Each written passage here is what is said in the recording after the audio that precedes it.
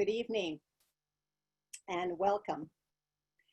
This is a virtual candidates forum and it's featuring candidates for District 4 of the City of Santa Clara.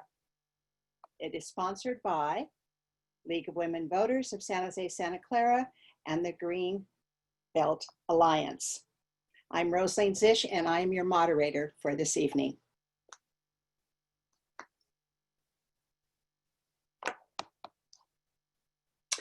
League of Women Voters celebrates 100 years this 2020. The League is a nonpartisan, nonprofit organization for men and women. We encouraged informed and active participation in all levels of government. We support and oppose political parties. We never support or oppose political parties or candidates. The League does take positions on issues once we have studied them carefully, and we have a nonpartisan policy about all endorsements. The League invites anyone who is interested in the roles we play, which is voter service, education, action, and advocacy. We invite you to be a part of our League.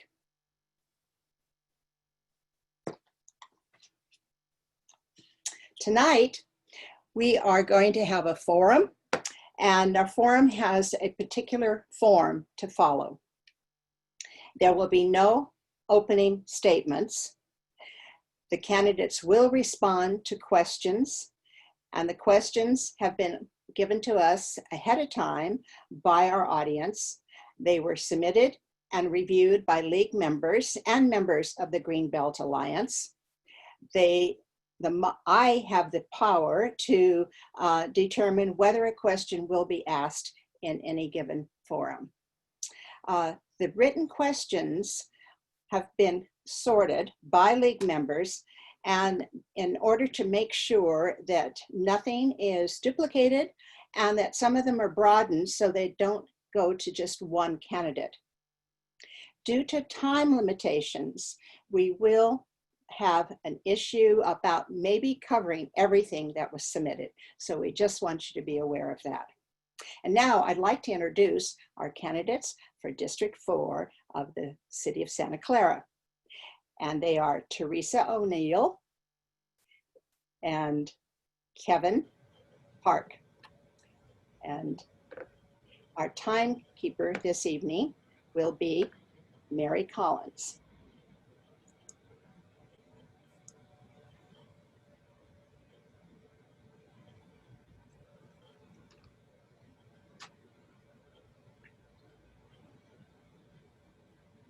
And we're all here. Great.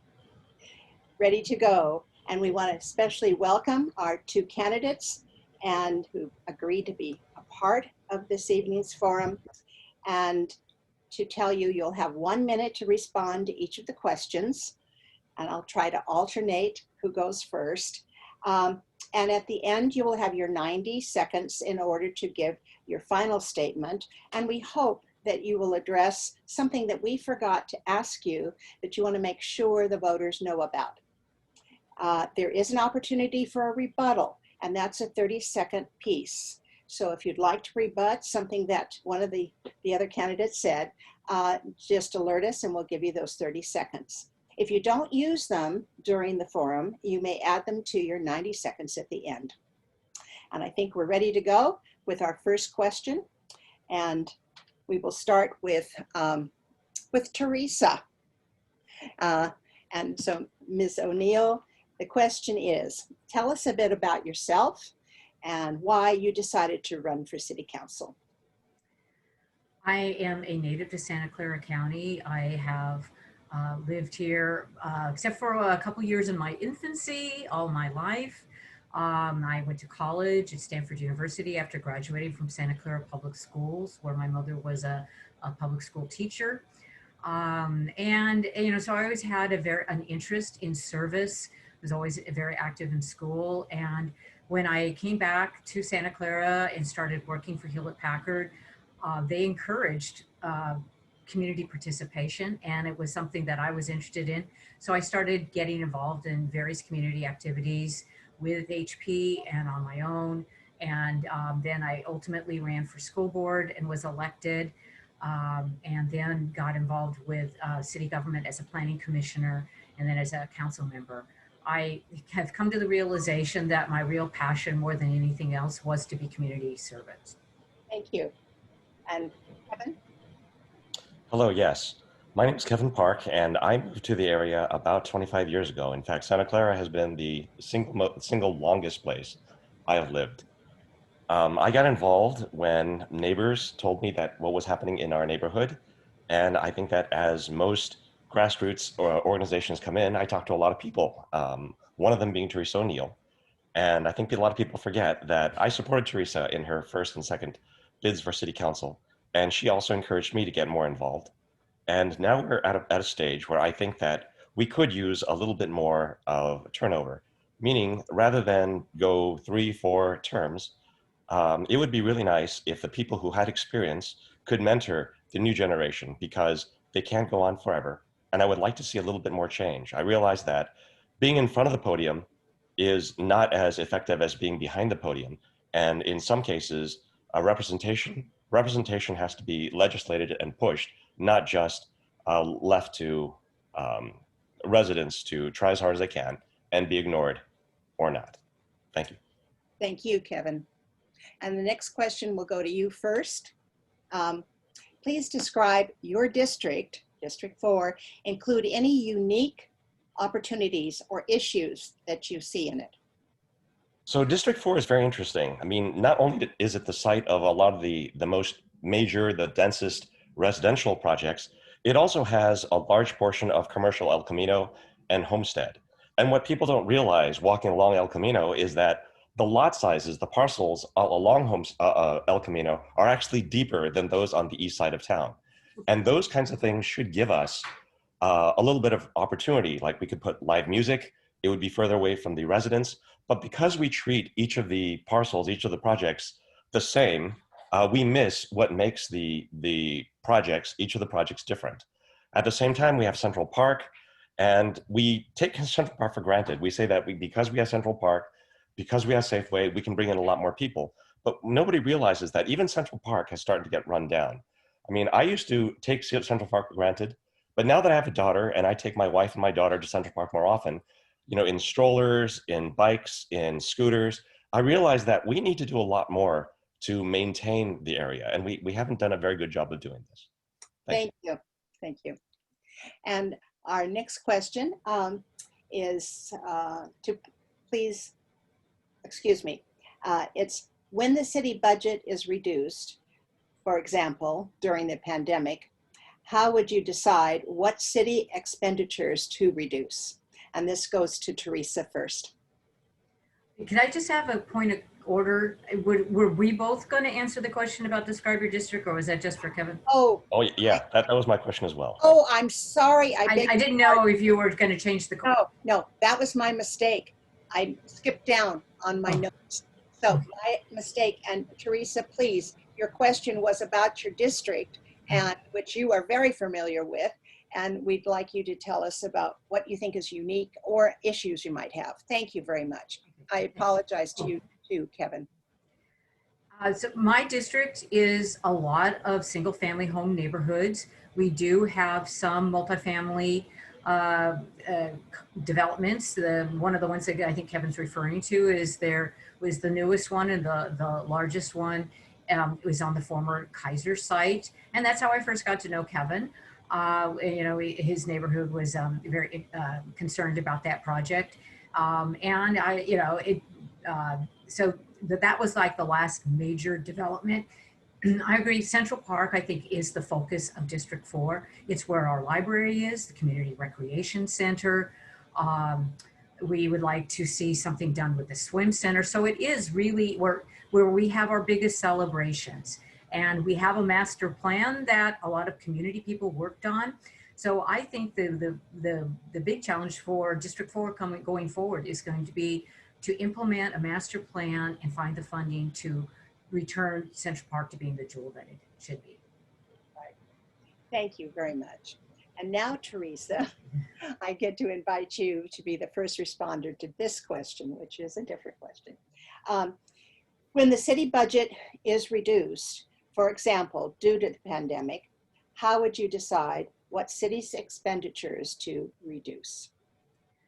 Well, some of the things that we've already been doing is looking at job openings that haven't been filled in a while, extra help in certain categories, eliminating travel, conferences, and to look at what are the services that are not, everybody loves all their services, but what I would say that maybe the best approach is to look at what are the most essential services. And I think for most residents, it's their public safety, and it's making sure the infrastructure is working. Like, making sure that the fire trucks are going to come if you've got a fire in your house, or if there's some other issue. We have a great record in Santa Clara of having the police respond. But I think it's also very important to make sure that we emphasize keeping the lights on, the water flowing, the sewer system working, and the street infrastructure. And then after that, that's where the cuts probably will come. Thank you very much. And Kevin, reductions in budget. So I would prioritize funding on utilities like water, electric, garbage, recycling, gas, etc. And then police, fire, and EMT, and then public works and other city staff to support the underserved. I mean, we need utilities to prevent community panic and to maintain normalcy. Police, fire, and EMT services need to be intact to cover the other emergencies that have really only been made worse by COVID. And then mainly to provide order and keep our community safe. I mean, if the people don't feel safe, if people don't have the basic utilities that they're used to, then there will be more widespread panic. City services need to be provided to maintain our infrastructure, and staff needs to be there to manage our city business, which includes addressing residential needs and requests, especially from underserved communities, because those communities may not have anywhere else to go. We need to understand where Santa Clara is the first line of defense, and in some cases, the only line for underserved communities or people who do not have access to other resources. Thank you. And this one will be for you first, Kevin. What actions do you support to provide increased revenue? So we have a lot of resources that we don't use. I remember when Lisa Gilmore and a lot of the people on city council were the biggest proponents of the stadium. And that is a resource that costs us millions, hundreds of millions of dollars, and we're not using that very well. And having enmity, having problems with management is not a good look for the city, especially when we're not making the revenue that we can make. I think that we have a lot of other opportunities. For example, if we had a vibrant downtown, if we had places where people can come in and bring their money in, that would be a nice thing to do. But because Santa Clara is a little bit insular and didn't have a lot of the resources to bring in external money, public monies, that other cities have had, and we haven't really looked at that. Meaning, we've always had studies, but we've never actually done anything, move forward to come up with these things. I mean, we've had a very strong, people against parking, but people need to understand that having adequate parking for things like Art and Wine Festival, that's the first line of defense for not just businesses, but for events that generate money. The fact that we got rid of the Convention Center Visitors Bureau is that's just a terrible thing. I wish we could undo that. Thank you. Thank you. And Teresa? Well, first, I'd like to remind all the voters that on the ballot in November is a proposal to increase the transit occupancy tax. Santa Clara has one of the lowest, I think, other than Gilroy in Santa Clara County. And, residents of Santa Clara, unless you've got visitors coming, you won't be paying that tax. And as we look forward in the next year to hotel business picking up, that is a good source of revenue. I'm very interested in moving forward with the Related Santa Clara project, in part because Santa Clara is a partner in that project with a related company out of New York, the largest development project, probably west of the Mississippi. And that could be a source to generate millions and millions of dollars that could go into our general fund. So I think it's very important, and that could provide the kind of place that Kevin's talking about. I also would like to see the downtown. I'm old enough to remember when that downtown existed. I don't know that it would be a huge revenue generator, but people would love it. And so I think that that's very important to maintain those kinds of places. But I do want people to think about the tax on the ballot. Thank you. And that actually leads us right into the next question, which is a simple yes or no. And I think we know how some of you are voting.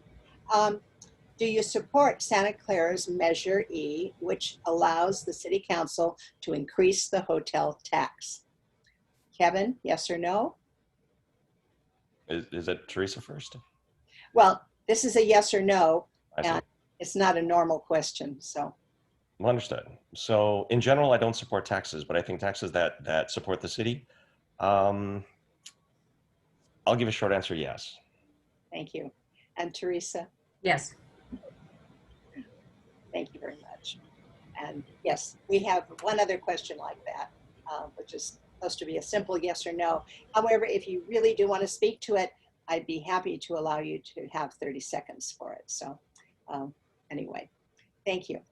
And moving along, and this one will be Teresa's first.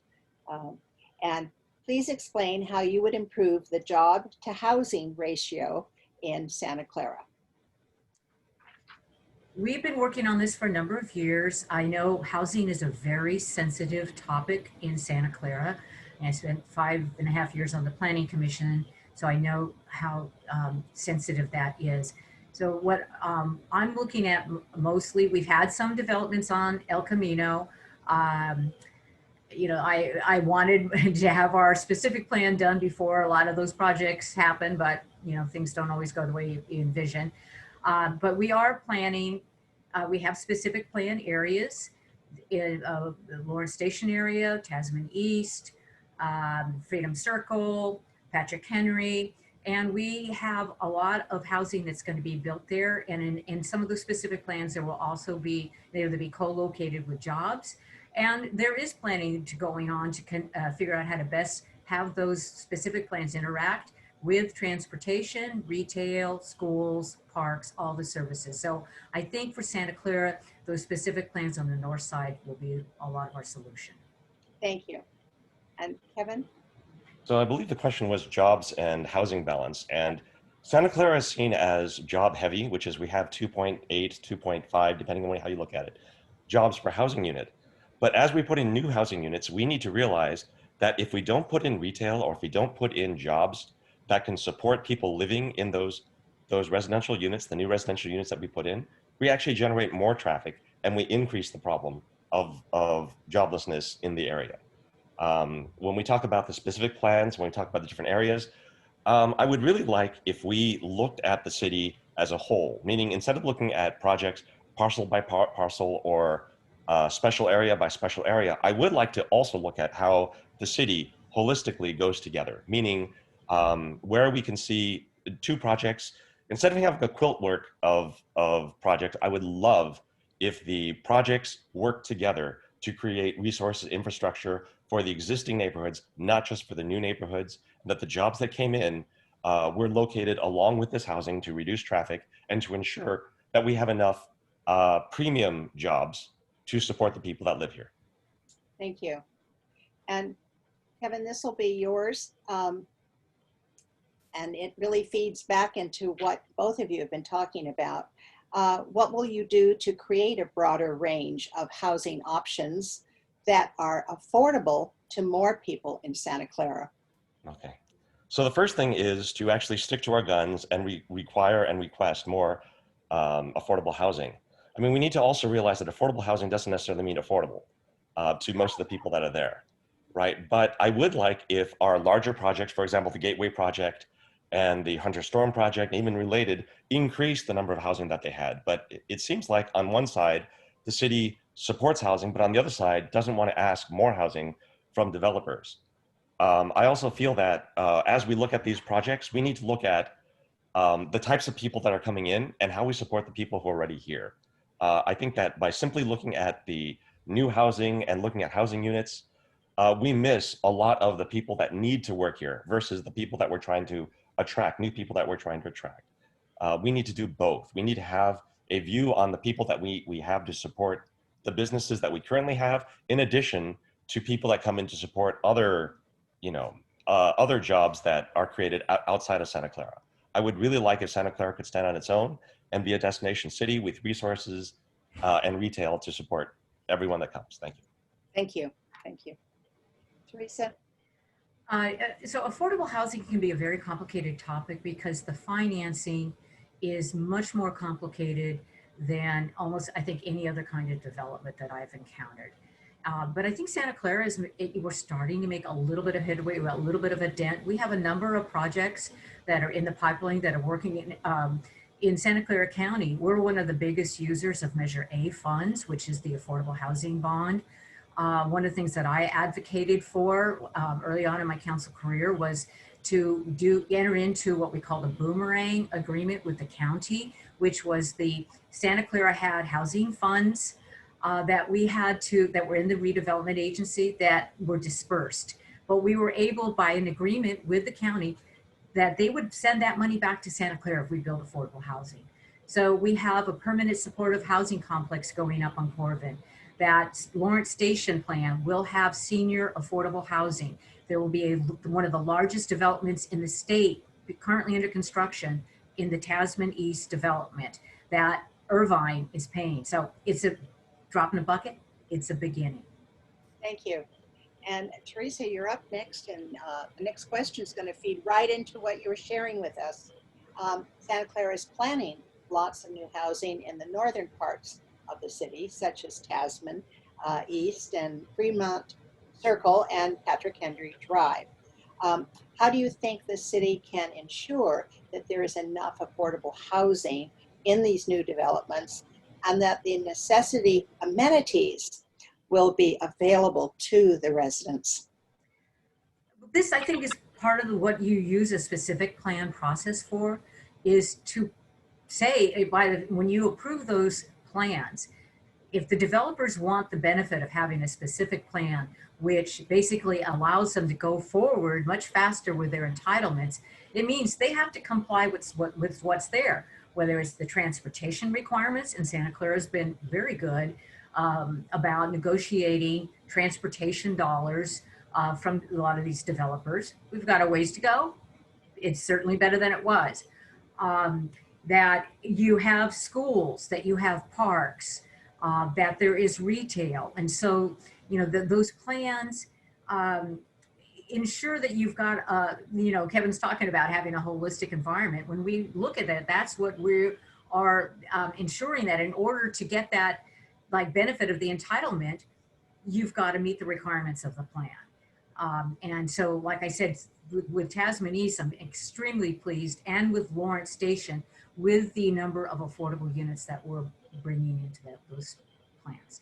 Thank you. Kevin, same question.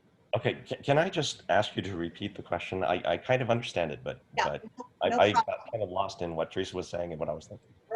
Right. No problem. And it was a bit of a long one, too. Santa Clara is planning lots of new housing in the northern parts of the city, such as Tasman East, Fremont Circle, and Patrick Henry Drive. How do you think the city can ensure that there is enough affordable housing in new developments and that the necessity amenities will be available to residents? So again, for affordable housing, that's a tough question. But at the same time, we need to make sure that every development has a component of affordable housing in there.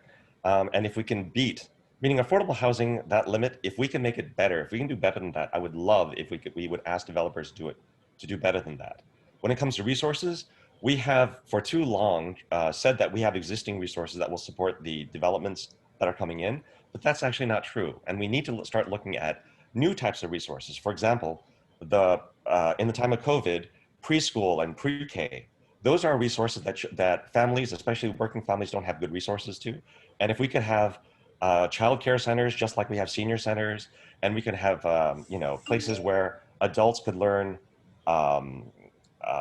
language skills and other skills, I think that those are the types of resources that are going uncovered by us not looking at the residents, by us simply looking at what have we done in the past and what is legally required, and only doing that. I think that the standard is the legal requirement that below which you have a lawsuit. And I would love if we could do better than the legal minimum and look at all the types of resources that we could provide. Thank you very much. Next question, and Kevin, you go first on this one. What is your position on gradual density issues that single-family neighborhoods have through allowing accessory dwelling units and duplexes on their properties? So this is also a tough question, but I think that if we want to support the housing and support the number of units that we need to do, our RENA plans, then we're going to have to densify, whether we like this or not. The thing that I would like to look at is how we maintain the integrity of existing communities and not change them too quickly, but maybe mark out places that will be set for increase. Sunnyvale has a lot of zoning, for example, residential to industrial, industrial to residential, which basically says that it is currently this now, but in the future, we would like it to be something else.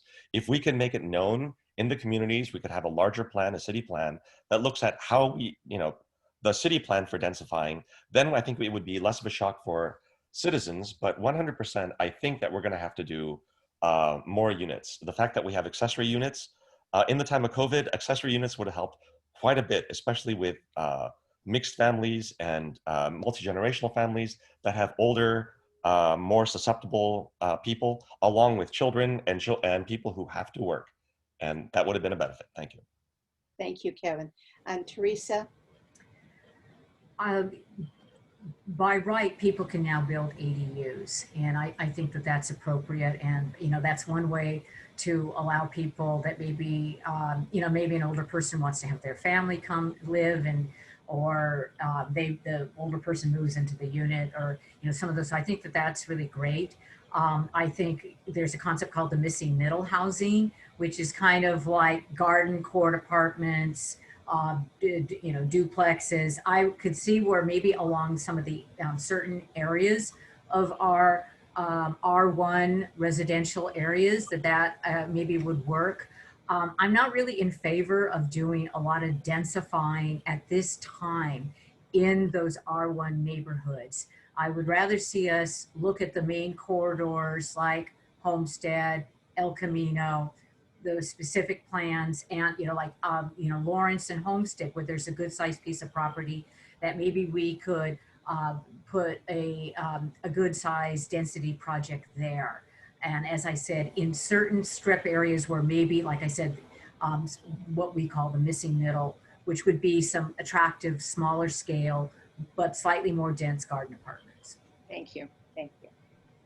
And Teresa, you're up first for this question.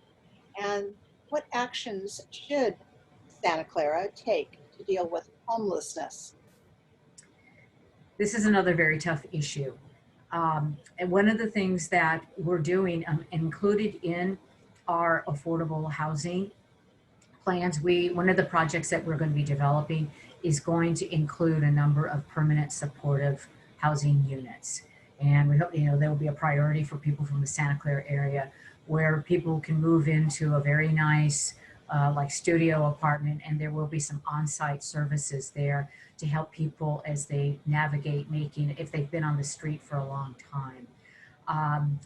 We've been cooperating with the county and the state on looking at some of our motels that aren't used as much, to see if we can possibly make, the governor has his plan. So I think that using motels, and maybe looking at if there are office buildings, or maybe something like a residential care facility that could be modified to make small single room occupancy units. Thank you very much. Kevin, homelessness? So I think that the homelessness problem is not very well understood. For example, a lot of people think homeless people are also jobless, but volunteering with her beers Community Coalition, we've met a lot of these homeless people, and it turns out they do have jobs. They have fairly good jobs. They just can't afford to live in the area. Also, the fact that we don't have housing for them. Australia has realized that by putting in, for every $2 they put in, they actually save an additional $1. But because Santa Clara and the counties around the area don't traditionally put in a lot of money towards homelessness, we won't see those kinds of savings. But if we actually had a plan for homelessness, then we would see that addressing the homelessness directly would give us more savings than having to deal with people on the streets, elsewhere. Also, the homelessness problem is going to cause us to have other issues, as if we do not meet our housing numbers, it is possible that developers can come in and simply say, look, because you're not meeting the housing numbers, then we are going to make these developments. We're going to force you to make these developments. And in some cases, not having those housing numbers will cause more homelessness, because a lot of projects will come in that we don't have control over, and we can't make the types of housing that we actually need to support the low end who have jobs. Thank you. Our next question, Kevin, you will take this one first. According to Santa Clara Pedestrian Plan and the Santa Clara Bicycle Master Plan, there has been 7 pedestrian fatalities, 167 pedestrians have been injured, and 160 cyclists have been injured within the last 5 years. Please address how you see the city's role in ensuring safer and easier transportation for those who cannot or do not drive. Okay, and this is a lot of people, those injuries and fatalities do not include the people who would bike if they felt it was safer, but they're actually not biking because they don't feel it's safe. San Jose, a lot of studies have shown that simply having painted bike lanes is not sufficient for safety. It doesn't actually increase safety at all. The fact that San Jose put in bollards, put in physical divisions, they actually put their bike lanes on the other side of parked cars. These are the types of things I think that we should look at as well. We also need to realize how many of the young children, like I walk along Pomeroy every morning, well, I did when I went to Caltrain, but every morning I see I see children on their bikes, on their scooters, going along the same bike paths. And we need to realize how those bike paths do not serve the people that use them in terms of safety. The fact that we have them makes us take them for granted, but we really need to look at what we can do to make these better and safer. Again, standards are the bare minimum, the level below which we have a lawsuit. I really wish that in Santa Clara, the center of what's possible, we could do better than the minimum and actually put in real safety measures and real safe roads, smooth roads for strollers as well as bikes. Thank you. Thank you. Thank you. Right. Teresa? Thank you. When I was the chair of BPAC, we had we've had several unfortunate accidents around the schools. So one of the things that we did, when I came on the council, I got the council to restart the School City Liaison Committee. So we've been working very closely on the Safe Routes to School program with the Santa Clara Unified School District. And we got funding to make modifications, like one of the areas where we were having problems. And we have made road improvements, we put in signal improvements. That's tremendously helped with, we had some accidents there. And the students weren't being as observant as they needed to be, and the driver. So one of the other things that I believe in is traffic calming where it is appropriate in some neighborhoods. Like we're going to be adding traffic calming on Briarwood because of the excessive speed. So one of the things, we have to do traffic enforcement also, is we've got to get people to slow down, and by using some traffic calming methods, in addition to developing safer bike and ped paths, we can improve the situation. And Theresa, this is your question.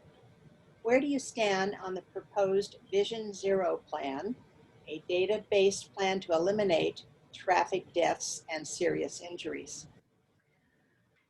I have been an advocate for Santa Clara adopting the Vision Zero plan. We would have to do a lot of work. It's and it, unfortunately, as you mentioned, some of the statistics, it is incredibly alarming, particularly in cities like San Jose and San Francisco, the huge number of pedestrian and cyclist deaths. And I think so some of, to do that, we'll have to look for some funding. And one of the things is to improve visibilities at intersections. We've unfortunately had a lot of cases where people have been hit in crosswalks. So, and I think we also do things like lengthen the time on some of the larger streets for older people or people that are walking with children to enable them to get across the street. But I definitely think that if we are serious about getting more people out walking and riding their bikes, that we need to adopt Vision Zero. Kevin? So when it comes to walkability, the idea is not just to have people walk to places that currently exist, but to actually make El Camino and Homestead and Lawrence and these places walkable. And I think that as we have more retail and more walkable areas, more places to go, people go to, and more people start walking there or using bikes to go there, things will get safer, better simply by having more people. You know, there's a little bit of safety numbers. That said, we need to improve the safety of those areas and slow things down.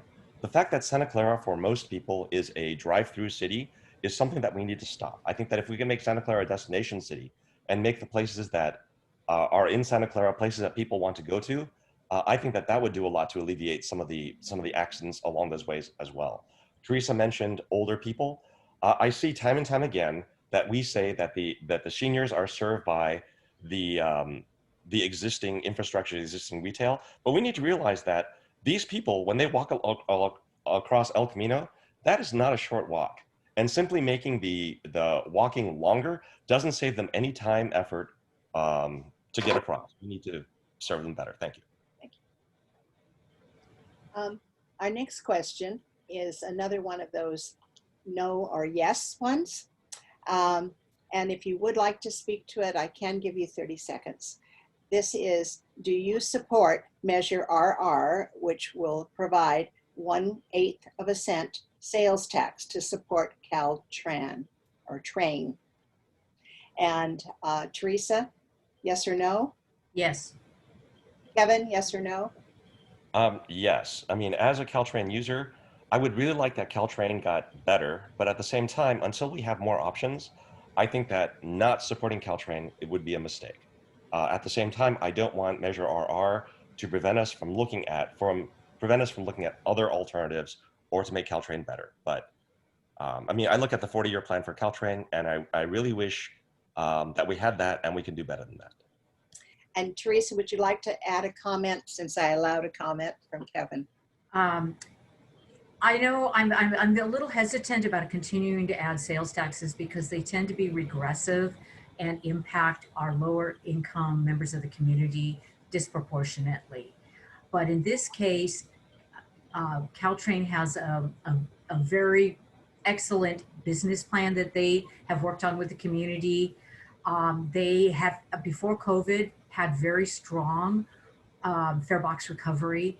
And I think we don't want to cut the legs out from under Caltrain at this point. Thank you. And for this question, we will start with Kevin. What do you believe the council? So I think the council really needs to set the vision for the type of city that we want to be in. And by setting the type of city that we want to be in, we would say that police, we want you to basically manage the vision of the city as the city council sees fit. Meaning it is not a police state. It is not simply a punitive state. And the fact that we have a good relationship with our police force doesn't mean that the neighborhoods and the residents are being served. I would like the police force to be a lot more involved with the residents, but the fact that we don't have a lot of police officers that live in the city, to the point where not many people can even run for police chief because, again, they don't live in the city, I think that really hurts our relationship with the city. And I would really like the city council to encourage more of these types of things where people live in the communities that they work in, and we work together to have, I guess, vibrant communities with support, not just policing and not just punitive law enforcement. Thank you. Teresa? Santa Clara has traditionally had, I think, quite a strong relationship between the police department and the community. Our police department has sponsored a lot of community events, whether it's, Coffee with a Cop or their involvement with Special Olympics, their involvement with the DARE program, National Night Out, which we unfortunately had to cancel this year. So I do believe in community policing, and I think people in Santa Clara feel like they have a good relationship with their police department. That being said, it could be a lot better. It could always be improved. And so I invite people to watch the city council meeting tomorrow night. We are going to have a report from the ad hoc committee that was formed after looking at the Obama Foundation initiative that the mayor signed on to, and the mayor and the chief of police made commitments to look at our use of force policies and a lot of other policing policies and other issues revolving around diversity and inclusion. There is going to be a task force going forward. So I encourage everyone in the community to get involved in that process. Thank you. For our next question, Teresa, you'll go first. This has to do with the climate of Santa Clara specifically, and also your priorities for reducing greenhouse gas emissions in your city.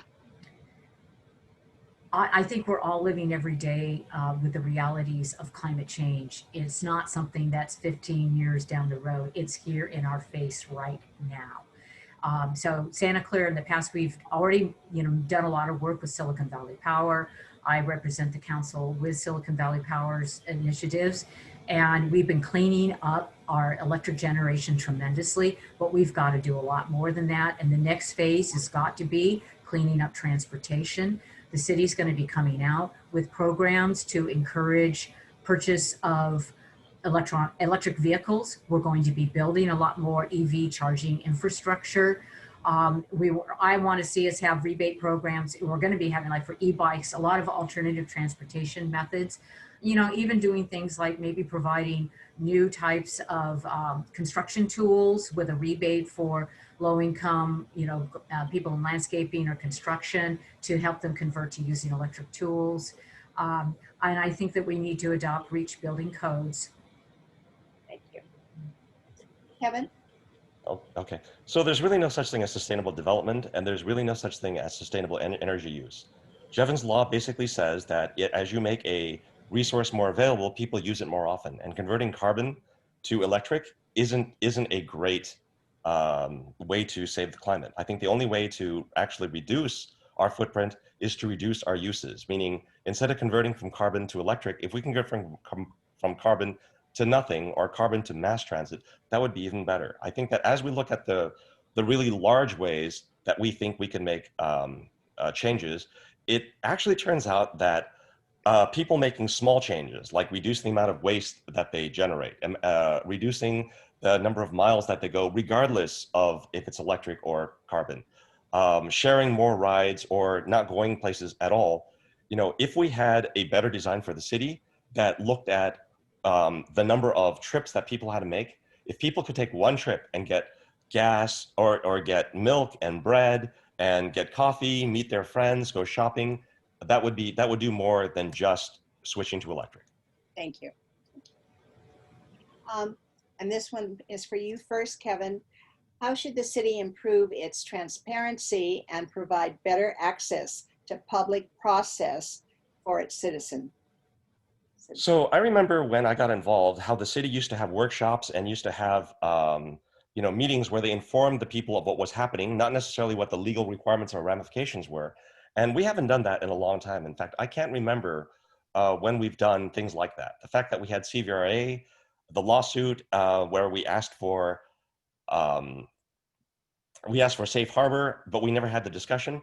These are the things that I really wish we had transparency on. The fact that we have more and more lawsuits and more closed door conversations, closed door meetings, that does not bode well for me. The fact that nobody in the city voted on or pushed for an appeal or to fight the CVR lawsuit, these are very concerning to me, and this is why I got involved.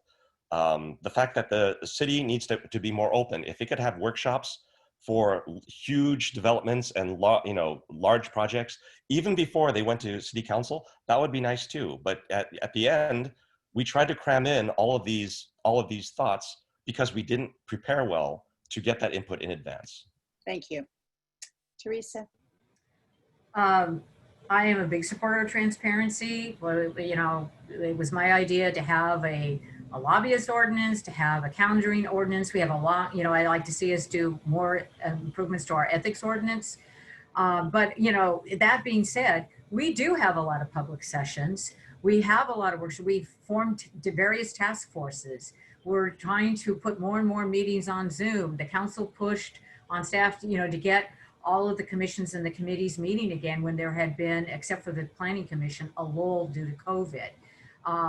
We are getting more and more of our records on the city website. The police policies are now being put on the website for everybody to read, because I even said something to the chief about, I didn't know that the use of force policy and some of these things were there. And he said, well, they weren't until recently. So and that's some of what we've talked about, is getting more and more of those policies out there so people can see them and comment on them.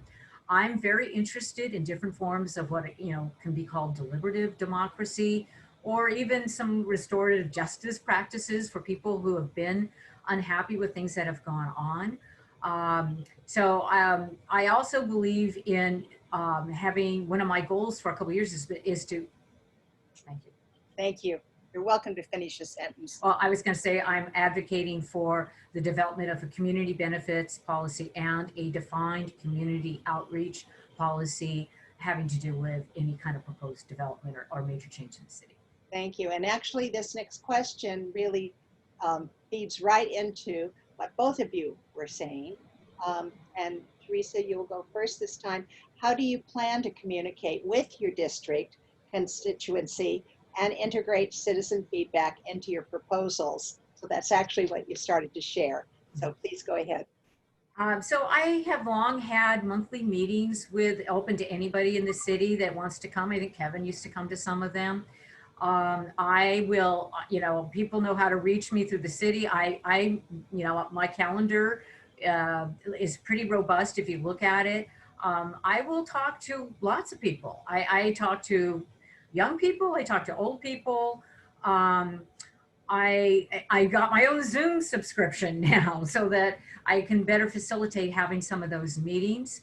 I'm going to be having more, some Facebook town halls. I got a town hall account, so that we can reach out, because I know a lot of people are saying to me, oh, we like this. We like not having to go down someplace to meet, to get together in person. We like being able to do it from our home. So I think that I plan to be making more use of the tools like Zoom, like how we're meeting tonight. Thank you. And Kevin? Yeah, I don't think people realize that I have been really active for the last 12, 13 years on almost every single aspect of the city. And it's not that I have a lot of interest in a lot of these things, but I think that my neighbors and the people around me know that, oh, if we want something to be said, we can talk to Kevin, and Kevin will attend the meetings and he will look things up. And it's really true, meaning I don't know half of the things that come my way until somebody says, Kevin, I would really like you to look into this so that you can talk about this if you want to. I don't always speak, but the fact that the neighbors feel that confident and that open with me, and not just in my neighborhood, but all throughout the city, you'll find that there is not an issue that I do not touch. That said, I have a full-time job, and I'm an engineer. I would prefer if I could support the people and with their voice as well, meaning them talking to me is one thing, but I would really like to encourage them to also get involved so that if they want to run for city council, if they want to be on commissions, if they want to be on committees, their voice can be said without having to be filtered through me. Thank you very much, Kevin. And now we're going to hear from both of the candidates. They each have 90 seconds to make their final statement. I want to encourage you to address something maybe that we did not ask you, that you want to make sure that your people that are listening this evening and voters in your district would want to hear. So Teresa, you will be going first on this, and you do have 90 seconds. Thank you. Actually, you have an additional 30 because you didn't use your rebuttal. So okay. Take your time. Kevin kind of alluded to this, but there wasn't a question. And so there's been a lot of talk in the community about the relationship between the city and the 49ers. And so I would like to kind of address where I come from on that. Going back before the stadium was voted on, when I was on the planning commission, I think I was the only person on the planning commission that did not take a position on that. I felt that was the correct ethical thing to do when that project was going to be coming before the planning commissioner, to not get involved. So I didn't take any public position. Some people have called me stadium skeptics, And it went, but you know, it got passed and we voted on getting it built. And so my issues, I have been more than willing to work and talk to the 49ers, but unfortunately now repeatedly, I don't know that the public understands that they have been very difficult or disappointing to work with. And when when you think we had a good relationship, and one of the examples was almost very quickly after Measure J, where they reneged on their commitment that Jed York himself had made to the school district to help develop new athletic fields. And then I engaged with members of the 49ers staff, and then all of a sudden out of the blue, they tried to make a deal to take over the land where the Santa Clara Youth Soccer Park is. So that was a disappointment. But then even later, a couple years ago, I had a series of meetings one-on-one with Al Guido, the president of the team. And that was to try once again to like, what are the things that we have in common? What can we work together on? And one of the things that was very startling to me coming out of those meetings, and he was very pleasant, very, affable. So, and he brought forward ideas. And I said, Al, I have a lot of those same ideas. We need to be working on those together. But they never did. But the key point was when I said, you have a fiduciary responsibility to the people of Santa Clara, just as I do. And I think from the look on his face that he had not thought that he had to act on the best interests of Santa Clara. Thank you very much.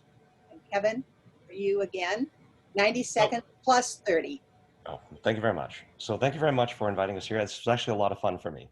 I actually was not for the stadium because I didn't feel like a stadium for a city the size of Santa Clara was a good thing. The fact that the stadium is now here, we have to work with what we have, not wish that we had something else.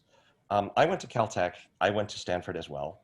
And I'm a hardware engineer, which means I work on teams. And working on teams doesn't mean that you like everyone on your team, but it does mean that we have to work together to get something done. The fact that a lot of the changes that I hear from City Council are things that should already be there, which is we should not say that our transparency is we're putting stuff that should already be on the website onto the website. I think we should do more than that. I think that we should not just look at what we've done in the past. By looking at what we've done in the past and being very proud of what we've done, misses a lot of the new things that we could be doing or the additional things that we can be doing better than that, which is I also teach. And I tell my students, I would really like you to not just look at what you can do, but look at, can you do better than that? And being that question of can you do better than that actually gives us a real improvement and real, real effect. And that's the thing, which is I don't want to look at just what have we been doing. I want to look at what has the effect been. When people look at what we've been doing, we fought a severe lawsuit, yet we say that we want representation. We're appealing the lawsuit after we lost, yet we say we want representation. We say that we want transparency, but we have all these closed meetings. We say that we want to work with the 49ers, but we have the most contentious relationship with the 49ers I've ever seen. We say that we want to work with Chamber of Commerce, but we basically drove the Chamber of Commerce out of the city. I think that we need to look at people who know how to work as a team and actually look at what we can do better, not just go with the status quo and be satisfied with what we have been doing. The fact that, Teresa supported, having term limits and yet is the first and only person to be running for a third term in a row, I really wish she would reconsider. Thank you. Thank you. And thank you to both of you for participating tonight and being so willing to run for office and serve your community and the rest of us as well. So we want to also thank all our volunteers who made this evening possible, and it would not happen without them. So we are a forum, or we presented this forum in order to impart information that would help the voter, and we hope that this will help everyone that's voting in Santa Clara in District 4. The democratic type of government depends on this kind of participation and having our citizens informed about all the issues. And you've certainly shared those with us this evening very, very, very, very nicely. Thank you so much. Thank you very much. Right. And we want to share with our audience now some information that we think is very important. And by the way, if you go onto the chat, you're going to find that you can get pros and cons that are created by the League of Women Voters. And pros and cons are one of our services that we provide, where you see both sides of a ballot measure, not just one. Also, you would see candidate the forums such as this, and are dealing with voter registration, which of course is very important at this time of the year. And then we have Voter's Edge that we create, and it's what we call one-stop shopping. And we're very proud of Voter's Edge. You can also see tonight's forum on Voter's Edge. It's a way to create your personal ballot. You put in your address and you will see who's coming on your ballot, the candidates that are running, the measures that will be there, and anything about campaign financing. It's a very, very important website for you to visit, and we encourage you to do that. Also, we want to remind you, November 3rd is our big voting day. Ballots will be mailed to everyone in the week of October 5th. You can return them by mail or a drop box or a voter center. And those start opening on October 31st. Santa Clara County Register of Voters is open online, and you can track your ballot. That's something that was new to me, and I think it's kind of exciting. You can go in after you voted and see if it's been counted yet. So try it, check it out. Easy Voter is also available. It's on our chat. If you go to that this evening, you will see where you can find Easy Voter, which is a wonderful pamphlet we've been producing for many years with all kinds of facts. And also, of course, the pros and cons and tonight's forum. So voting is important. Democracy is not a spectator sport. It doesn't work if people are not involved. You must be involved, speak up, and we welcome you to join us at the League anytime. We'd love to have you be a part of our campaign to make democracy a working system that benefits us all. Thank you for joining us this evening. Thank you to our candidates, and good night.